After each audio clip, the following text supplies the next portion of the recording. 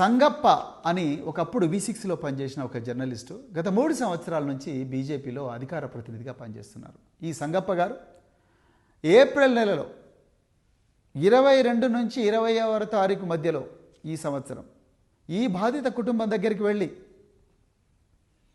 వాళ్ళందరితో మాట్లాడి వాళ్ళందరినీ తీసుకొని హైదరాబాదులో జూబ్లీ హిల్స్లో నివాసం ఉంటున్న బండి సంజయ్ గారి ఇంటికి వీళ్ళను తీసుకుపోయినరు.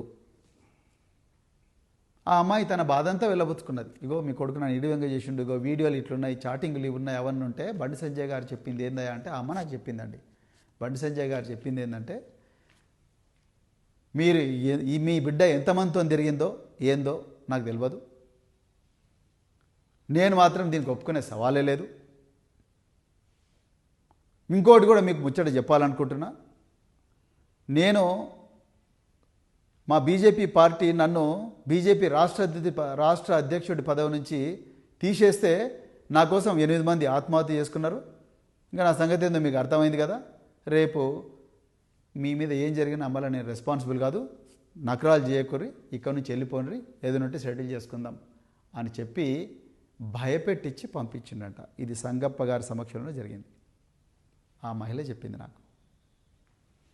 ఇవాళ నేను హైదరాబాద్ పోలీస్ కమిషనర్ గారిని, డీజీపీ గారిని డిమాండ్ చేస్తా ఉన్నా, బండి సంజయ్ గారి ఇంటి దగ్గర ఉండే సీసీటీవీ కెమెరాల ఫుటేజ్ అర్జెంటుగా తీసుకోండి. ఆయన కాల్ డీటెయిల్స్ తీసుకోండి, సంగప్ప కాల్ డీటెయిల్స్ తీసుకోండి, ఈ బాధితుల కాల్ డీటెయిల్స్ తీసుకోండి, వాళ్ళ టవర్ లొకేషన్స్ చూడండి.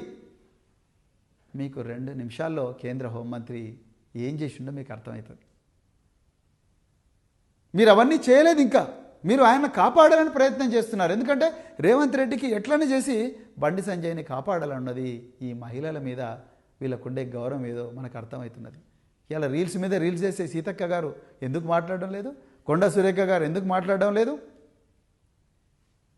ఎందుకు మాట్లాడింది? కాంగ్రెస్లు ఒక్కరన్నా మాట్లాడుతున్నారా? ఒక్కరన్నా ఎక్కడ పోయారు మీ వాళ్ళందరూ రోడ్ల మీదకి? ఎందుకు రాలేదు?